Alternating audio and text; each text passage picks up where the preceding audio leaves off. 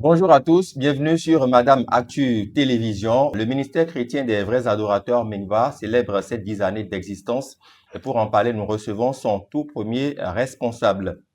Il s'agit du prophète Constant Honsa, qui est d'ailleurs le fondateur de l'Église. Cher prophète, bonjour. Bonjour à vous, frère Stan. Merci d'avoir accepté notre invitation. C'est le plaisir est partagé. On va parler déjà de l'historique de la création de l'Église, du ministère chrétien des vrais adorateurs. Alors, prophète Constant Honsa, parlez-nous de votre appel. Exactement. Les débuts du ministère, c'est parti de quelque part. Voilà. Parlez-nous de votre appel. Merci beaucoup, monsieur Amour. Vous savez, moi, déjà de départ, pour ceux qui me connaissent, Oui. je n'étais pas déjà chrétien évangélique, j'étais chrétien catholique, voilà. OK. Et j'ai même été aspirant prêtre, pour ceux qui connaissent. Mhm. Voilà. Et là, je suis venu, j'ai quitté Toffo, entre-temps, je suis venu à Cotonou. Et je faisais mon petit bonhomme de chemin. Bon, pour moi, l'appel, c'était vite oublié. Quand j'ai quitté le village, c'était tout vite oublié. Et j'ai continué jusqu'à faire mon cursus universitaire, tout ça. Et là, je suis et contraint à quelque chose un jour. C'est comme ça que le ministère a commencé. Puisque, entre-temps, des problèmes de la vie, comme nous le savons, voilà, nous avons emmenés dans le milieu évangélique. Et là, très tôt, les serviteurs de Dieu que je voyais étaient les tout premiers à me dire, tu dois servir Dieu. Mais moi, j'étais déjà dans un travail, j'étais bel et bien j'étais paramilitaire, j'étais dans mon métier tranquille. Et là, un jour, que s'est-il passé? J'avais déjà rejoint une communauté et que je peux me permettre de donner. C'est le ministère chrétien du combat spirituel. Voilà, qui a été créé par mon papa et maman Olangui. Donc j'étais avec eux. Et là, ils sont très très connus pour le combat spirituel. Donc j'étais avec eux. Et là, c'est là que je priais. Et ils font un jeûne. Entre la Pâque et la Pentecôte, ils font un jeûne qui est une activité qu'aujourd'hui nous faisons aussi à Mikva. La cinquantaine, voilà, qui est aujourd'hui une des activités phares aujourd'hui de notre communauté à nous aussi. Voilà. Donc, on a copié sur leur modèle. Voilà. Et là, on était en plein jeûne. Quand ce qui s'est passé, j'habitais dans le temps à Fiyosé. Voilà, j'étais à Fiyosé. Et maison débouée, puisque la maison est toujours là. C'est des choses vérifiables. Pas pour tous ceux qui veulent chercher, en tout cas. Tout à fait. Et là, j'étais là. Et au cours du jeûne, nous étions déjà presque à la fin, 36e ou 40e jour par là. La Pentecôte s'approchait déjà. Donc les prières devenaient très très intenses. Donc, et là, dans la chambre, puis c'était une chambre, un studio où il y a la chambre à coucher et le salon. Donc j'étais couché entre les deux chambres là quand quelque chose s'est paru. C'est apparu, c'est de bizarre, c'est produit dans la chambre. Alors que dans la chambre à coucher, il y avait un pénombre qui régnait là. J'ai vu une éclatante lumière. Et lorsque j'étais incapable de lever le regard. Et à ce niveau-là, ce qui s'est passé quoi? J'ai cru jusqu'aujourd'hui, j'ai vu jusqu'aujourd'hui les pieds de quelqu'un. Je ne peux pas définir le teint de la personne. C'est un teint légèrement mulâtre. Quand j'ai vu, il y avait déjà, je peux dire maintenant que là, il y avait toute une robe, que la personne avait porté une robe, elle est toute blanche, d'abord éclatante, et par-dessus des deux pieds, j'ai vu deux blessures béantes sur chacun des pieds, pied gauche comme pied droit. Et aussitôt, vivant cette théophanie qui était un peu surprenant, c'est fait qui était surprenant. Qu'est-ce qui s'est passé? Aussi, je me suis mis à entendre mon prénom Constant. Lève-toi, je t'ai envoyé des gens, je t'enverrai par tout le monde entier et tu parleras de mon nom. Je parlerai à ton cœur et tu retransmettras le message. La scène n'a pas duré, de mémoire, ça n'a pas duré 3 minutes. Et c'était tellement bizarre que je me suis dit, pour moi j'ai pris ça comme un fait ordinaire. Parce que je suis coutumier des faits. Pour ceux qui me connaissent, c'était les histoires de révélateurs, avoir quand même un éclairage spirituel sur tel sujet, tel sujet. C'est inné à moi. Depuis mon enfance déjà, j'ai vu manifester ces choses-là. Mais pour moi, c'est tout naturel. Quand, par exemple, moi, je fais un songe, je vous le dis, c'est pratiquement ça, c'est presque toujours ça. Moi, j'ai annoncé à ma propre messe à mort. Dans mon songe, ouais. Dans mon songe, j'ai vu qu'on était à son enterrement. Et on a mis des bazembles. Un bazemble, tous ses enfants. J'étais allé au salon, je lui ai dit, maman, j'ai vu que apparemment tu es prête à partir. Mais de pas que sonne le sonne. Que voilà. Et ça s'est passé? Exactement, tout ça s'était fait, se produit réellement. Toujours jusqu'aujourd'hui. Et là, quand les fêtes sont produites, moi, j'ai continué mon chemin. Donc, mon épouse a fait son anniversaire deux jours après ça. Je lui ai relaté ça et tout. Et moi, pour moi, c'est fait ordinaire. Quand nous étions déjà en juillet 2016, et un ami à moi, qui aujourd'hui est le premier collaborateur du ministère chrétien des Affaires adorateurs, il s'appelle Septime Zoutiébé, que je salue au passage. Tout à fait. Que je salue aussi, hein, c'est un grand frère que nous respectons beaucoup. Exactement. Oui. Donc, il était ce qu'on appelle chez nous dans notre jargon, il était un peu mon assistant. Il m'assistait dans mon métier puisque nous étions tous sur le site de la Soubebra. Pour être beaucoup plus précis dans l'histoire. Précis, tout à fait. Allez. Et là, il a dit non, qu'il veut aller faire un tour à la maison. J'ai dit, mais depuis qu'on collabore, je ne connais pas chez toi. Donc, il a dit, ok, on y va. Moi, j'ai été chez lui à la maison. Fait bizarre. En face de sa chambre, il y avait une dame qui habitait là. La dame Yvette, elle s'appelle c'est vérifiable. Voilà, la maison oui, la maison est toujours là. C'est la maison, 2 maisons avant l'église baptiste qui est à Gbadjilomene. C'est une chose, c'est fait vérifiable. Et elle était là, dans un petit studio qu'elle habitait, qu'elle occupait. Et pendant même que l'homme me servait à boire dans la chambre, aussitôt, vu que j'étais en jeune en ce temps-là, aussitôt, j'ai commencé par assister à des faits. Mais je me suis dit, mais moi, ceux qui voyaient ce qui se passait, c'est que j'ai vu un vent tourbillonnant. Le vent tourbillonnant descend auprès de la chambre du studio de la dame.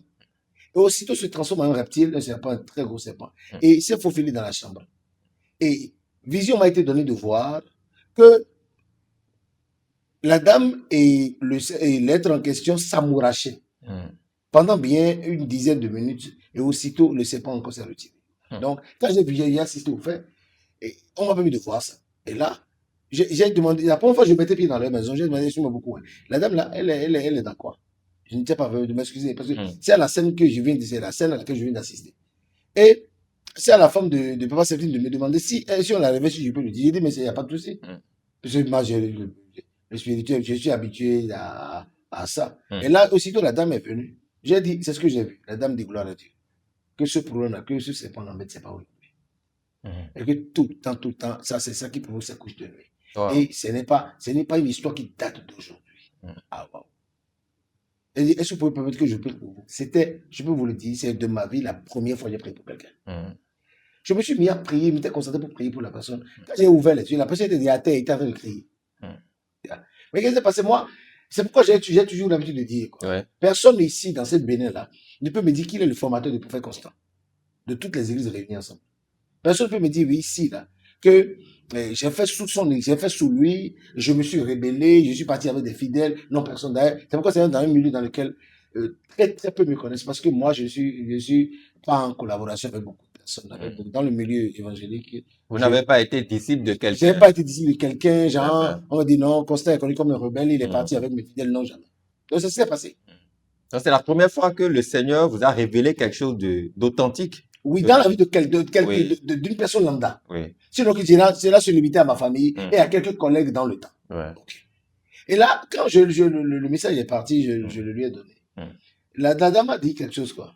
Moi, je partais, et quand j'ai fini de prier, elle dit non, qu'elle doit prendre mon numéro. Ah oui, qu'il va falloir que, si moi, le Seigneur m'a permis de voir ça, ça veut dire que c'est qui m'a donné la capacité de la délivrer de ça. J'ai dit, il n'y a pas de souci. Mais ce que je dis, moi, je ne suis pas pasteur. Ce qu'on va faire, je préfère qu'elle fasse le point de tout ce qui s'est passé aujourd'hui à son pasteur pour que le pasteur quand même puisse l'accompagner dedans. Et que moi, je suis pas pasteur. Voilà. Parce que moi, j'ai toujours eu pitié des pasteurs. Voilà des gens qui sont là, qui gèrent toute une foule. Tout le monde se permet de dire de ce que tout le monde dit. Des gens qui sont vilipendés à longueur de journée. Les gens ne connaissent rien du ministère, mais c'est eux qui veulent parler des pasteurs.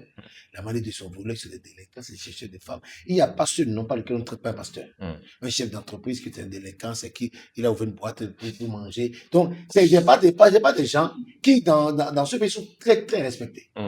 Donc, moi, ça m'a jamais plu. Jamais plu. De dire une communauté à tête d'une église, non, ça, c'était pas bien comme ça. C'est pour ça que vous avez préféré plutôt l'appellation prophète? Exact. Voilà, je n'ai pas préféré, c'est là que je voulais aller. Okay, puisque quand nous avons vécu ces faits-là, la dame a insisté. Que je vienne prier 2 jours après avec elle. Je viens là le deuxième jour dans la maison des autres, où je suis étranger, moi, mais je n'étais là qu'une seule fois. Je viens là, c'est qu'elle est venue avec 2 ou 3 sœurs. Pour dire que c'est l'homme qui a vu, qui a le message. Bizarrement, c'est les sœurs de l'église. Je vais donner le nom de l'église, c'est l'église Silo. Donc, moi, je me suis mis à prier. Et les mêmes choses sont produites et j'ai eu beaucoup de messages que le Saint-Esprit m'a communiqué. J'ai eu le temps de leur dire ça et voilà. Et ensuite, elles ont dit non, hein, il va falloir qu'on fixe le rendez-vous parce que l'autre dame a dit que depuis qu'on a prié, c'est qu'elle n'a plus constaté, c'est plus constaté. Et là, à partir de ce moment, ce qui s'est passé, c'est quoi? Moi, j'étais dans mon coin tranquille. Quand un doyen, qui est de vie profonde, il s'appelle Maman Tchapiti, feu Maman Tchapiti, parce que dans 2023, il a tiré déjà sa révérence, et je salue sa mémoire.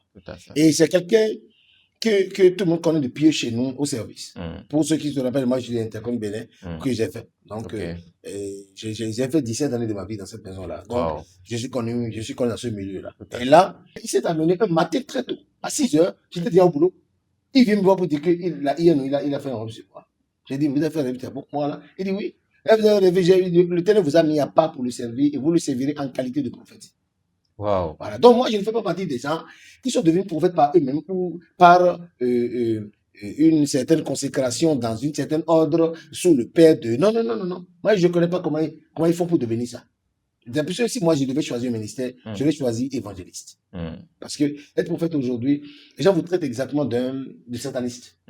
Parce que c'est pratiquement avec cet œil-là qu'on regarde aujourd'hui. Alors vous avez un don que les autres n'ont pas. Exactement. Maintenant, aujourd'hui, si vous voyez sur le terrain évangélique, le milieu évangélique, ce que tout ce qui a comme prophète aujourd'hui, ceux dans quoi les collègues sont percés, vous avez tendance à vous dire que ces agences-là, ils ont autre chose en dehors du Seigneur Jésus.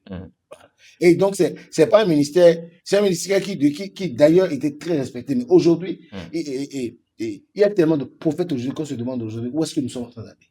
Et là, quand il a dit ça, j'ai dit, gloire à Dieu, papa, c'est un papa que je respecte beaucoup.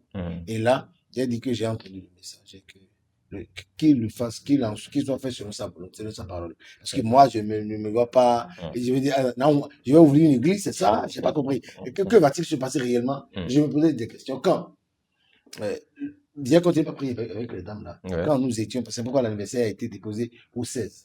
D'accord. Le groupe s'agrandissait. La dame revenait encore avec des copines à elle, des papas, des malades, tout ça, on devait continuer à prier. Moi, j'ai jamais été pasteur quelque part. Donc, quand j'avais commencé, je me disais, mais dans tout ça, il faut faire comment? Mais il se fait que, le pasteur Septime Zoutiébé, chez qui on se rassemblait dans son chambre, dans sa chambre, dans son salon plutôt, dans son salon où c'est pourquoi j'ai l'habitude de dire que le Dieu de Migba, c'est le Dieu du salon des Zoutiébé. Donc, j'ai l'habitude de le dire sur mes prédications. C'est pour ça qu'il y a cette appellation-là. C'est historique, c'est la chambre est toujours là. C'est des faits vérifiables. Et là, on a commencé. Bizarrement, figurez-vous, en un mois, la maison, c'est comme c'était il y a 50 personnes à présence régulière. Donc, vu que moi, je ne faisais pas que le dimanche, les gens m'ont dit, mais comment on se réunit ici, là? Qu'est-ce qui vous empêcherait de venir prêcher quand même nous enseigner la parole, la parole les dimanches? C'est comme ça que le dimanche 14 août 2016 a eu lieu le tout premier culte à Mekba. C'est ce qui s'est passé. Et maintenant, d'où est venu le nom de l'église? Nous étions en plein culte.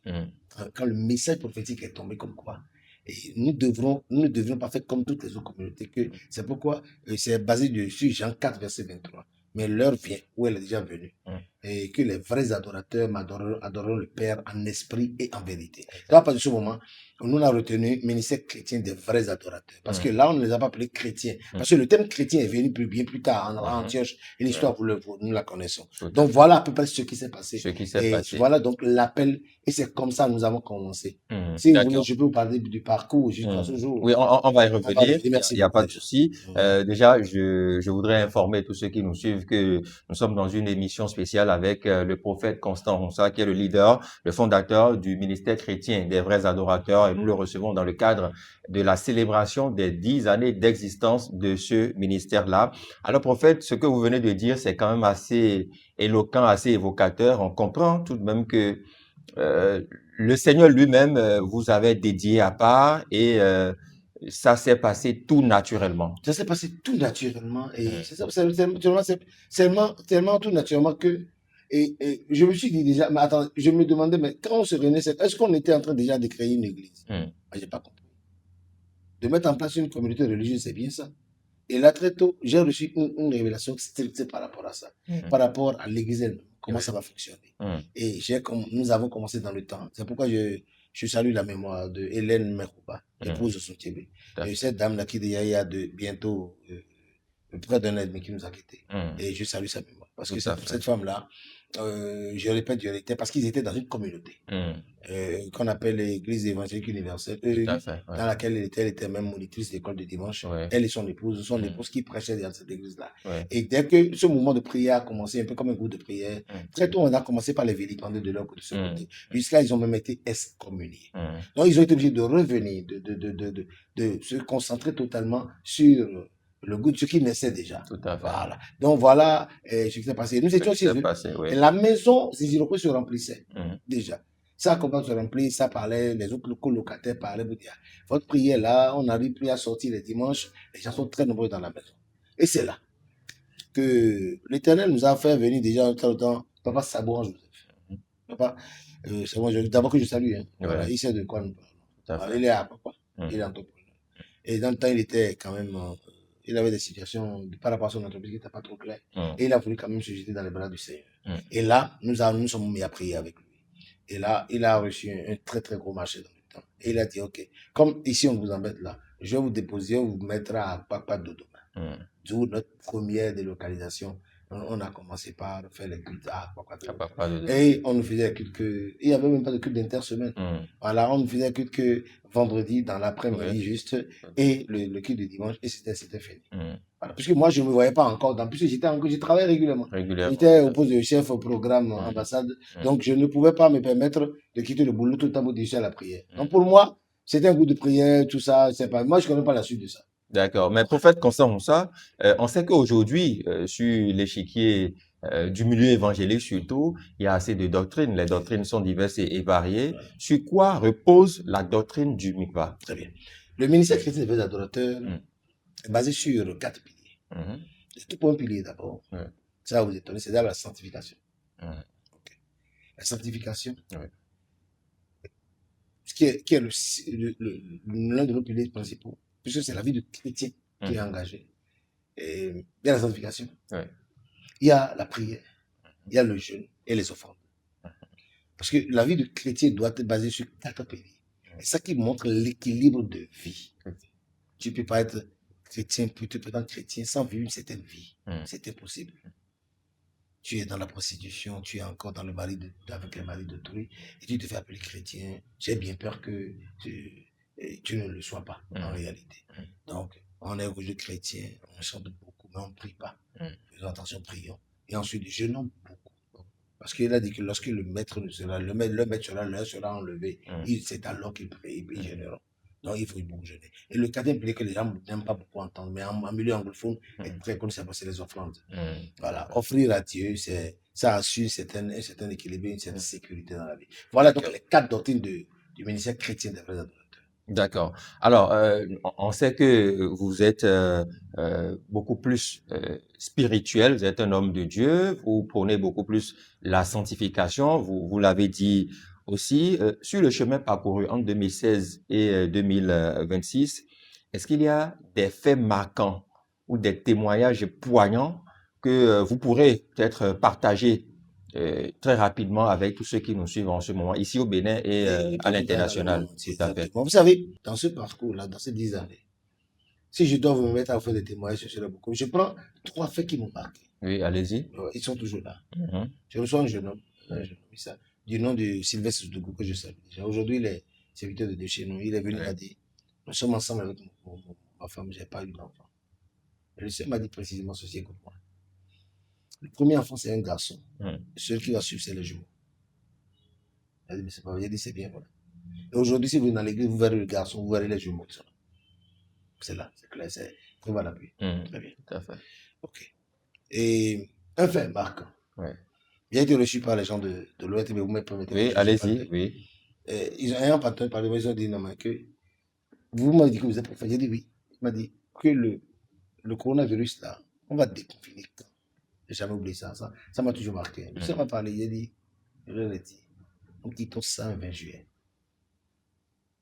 Et wow. Exactement, précisément. Donc, vous avez prophétisé sur la fin du coronavirus. Voilà, exactement. Et ça s'est passé Exactement, exactement comme ça. exactement. Wow. Exactement. C'est vérifiable, Oui, c'est vérifiable, les bandes sont là, oui. c'est de quoi je parle. Wow. C'est des faits vérifiables. Ok. Un autre témoignage? Oui, des témoignages. Bon, il y en a Il tellement, y en a je le tellement. sais. Oui. Je peux déjà, Hmm. les naissances, les guérisons, Oui. non, les vies transformées, Hmm. nous aurons le temps. C'est pourquoi D'accord. nous voulons célébrer le Seigneur D'accord. au travers de ces 10 années. De Dieu ces 10 merci, parce années-là, que tout à les fait. témoins sont là. Si des gens font le déplacement, ils pourront venir voir les témoins réels. Des D'accord. gens, des partis qui se sont levés, preuve à Mhm. l'appui. Oui. Voilà. D'accord. Alors, prophète Constant Ronsa, leader fondateur du ministère chrétien des vrais adorateurs, il y a quand même un élément sur lequel le ministère est très intransigeant, c'est sur l'apparence du chrétien. Exactement. Migva ne s'amuse pas avec l'apparence du chrétien. Et non? Vous interdisez le port des mèches, les maquillages extravagants, vous les interdisez. Exactement. Vous demandez à ce que les femmes, les sœurs soient aient la tête bien nouée pour prier, etc. Pourquoi une telle rigueur, une telle intransigeance? Très bien, vous savez, je vais vous dire quelque chose. Il y a ce qu'on appelle l'aspect extérieur Hum, et l'aspect intérieur. Les deux ensemble, c'est ça qui fait hum, la vie spirituelle. hum, Ok. Vous savez, la Bible dit dans Jean 19 hum, que quand ils ont déshabillé le Seigneur Jésus, ils ont constaté que sa robe était sans couture. hum, Cela veut dire que quoi? Il avait une vie intérieure et spirituelle où il est Jésus-Christ, il est Dieu de Dieu lui-même. hum. Et pourquoi est-ce qu'il devrait porter une robe sans couture? Ça veut dire que quoi? L'apparence d'un homme, d'un homme qui se veut spirituel est d'une importance capitale. Regardez si vous êtes dans Exode de 26 à 30, on appelle tous ces chapitres-là pour parler de l'habillement des sacrificateurs. C'est-à-dire que l'Éternel tient à l'apparence. Il tient à votre dehors, à l'image que vous projetez dehors. Et le chrétien doit savoir ça. Le chrétien doit retenir ça.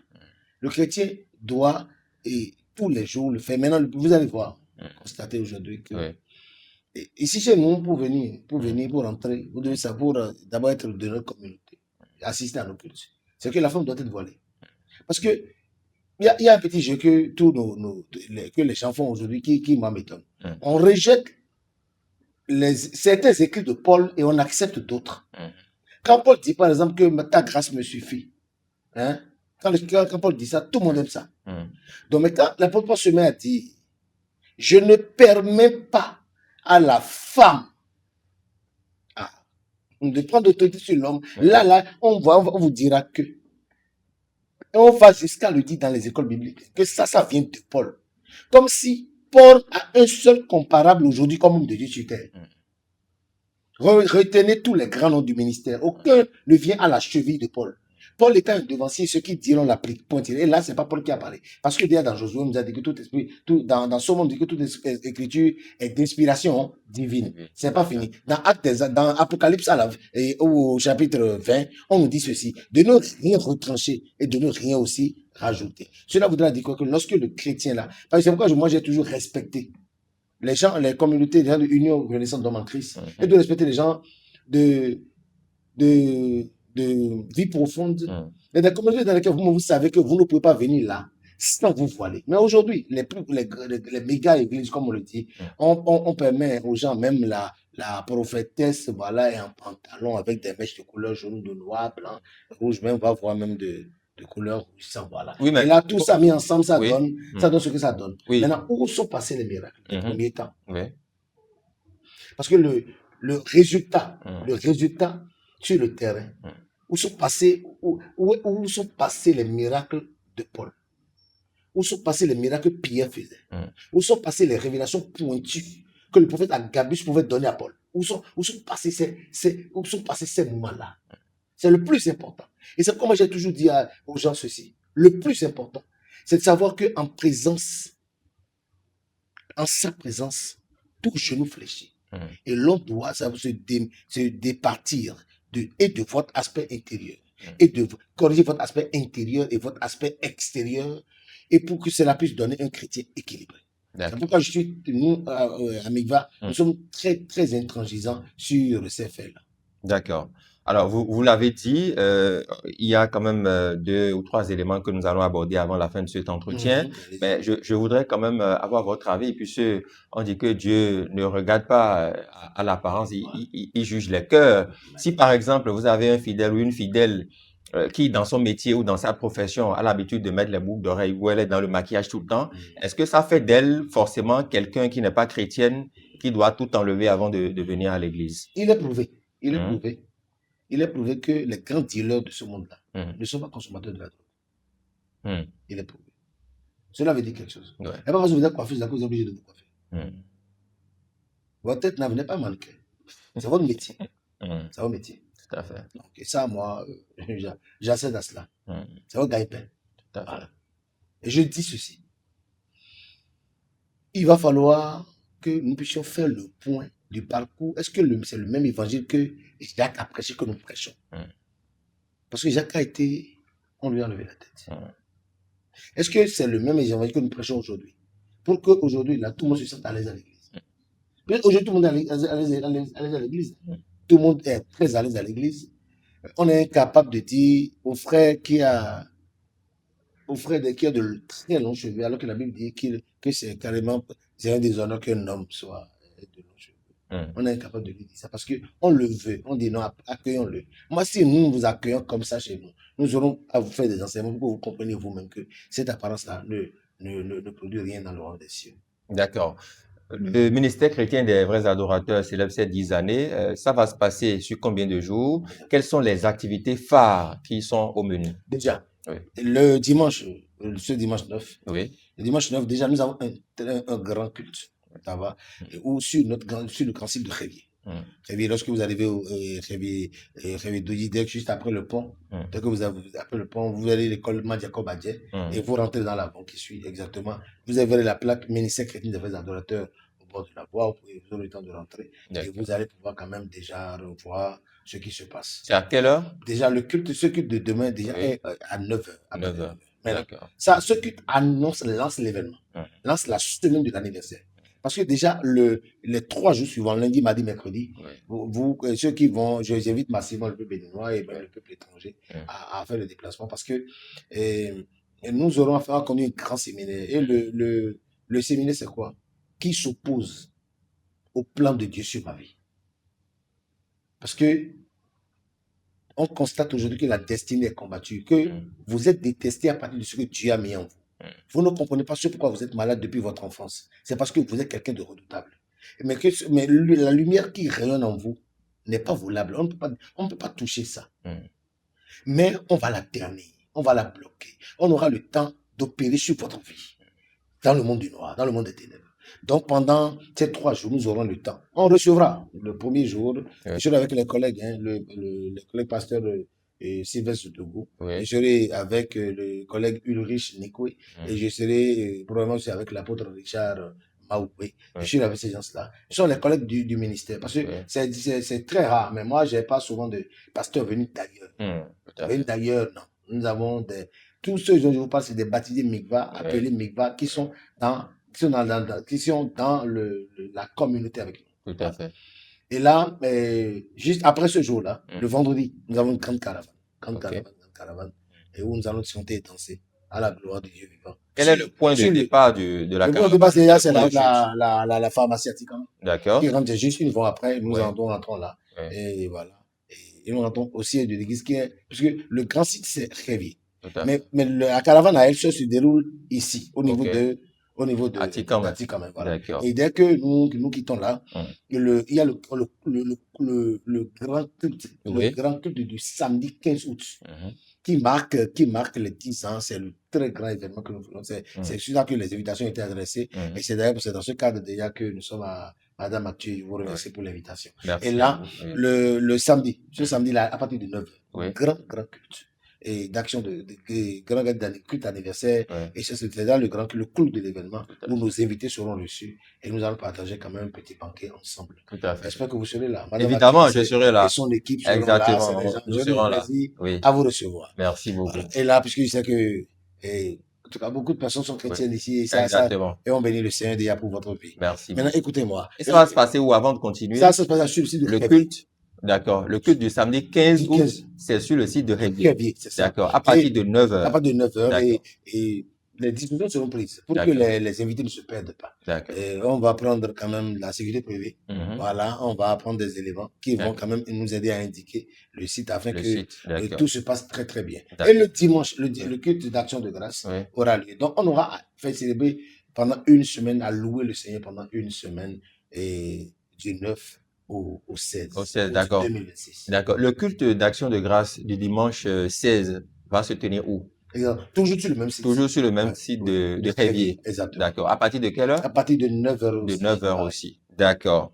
Alors, prophète Constant Ronsa, un appel à tous ceux qui nous suivent en ce moment, des personnes, des internautes, des téléspectateurs qui nous suivent et qui voudraient quand même contribuer et qui ont été édifiés par les différents témoignages que vous avez donnés, qui veulent apporter des dons en nature, des dons en espèces. Ouais, ok. Par quel canal vous joindre? Quels sont les contacts? Très bien.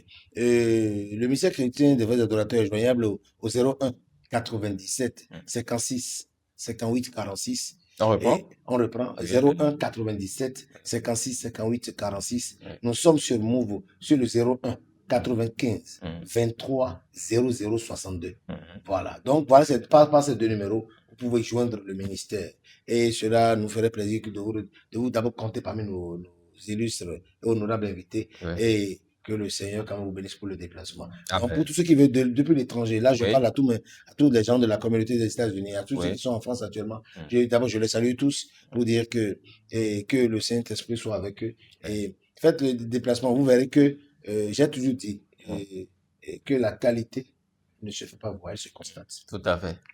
Merci beaucoup, prophète Constant Ronsa. Je rappelle que vous êtes le premier responsable, le fondateur du ministère chrétien des vrais adorateurs qui célèbre ses 10 années d'existence. Il y aura toute une semaine de célébration ponctuée par 3 jours, du 14 au 16.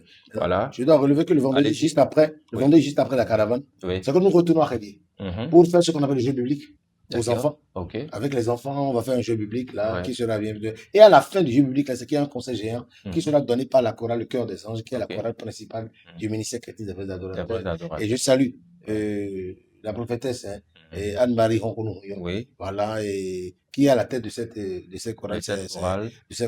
Merci infiniment à Madame Mathieu de m'avoir reçu. C'est gentil de votre part, que Dieu vous bénisse. Amen, amen. Allez, merci à tous de nous avoir suivis, prophète. Au plaisir de se retrouver pour la célébration. Merci à tous de nous avoir suivis. À très très bientôt. Merci beaucoup.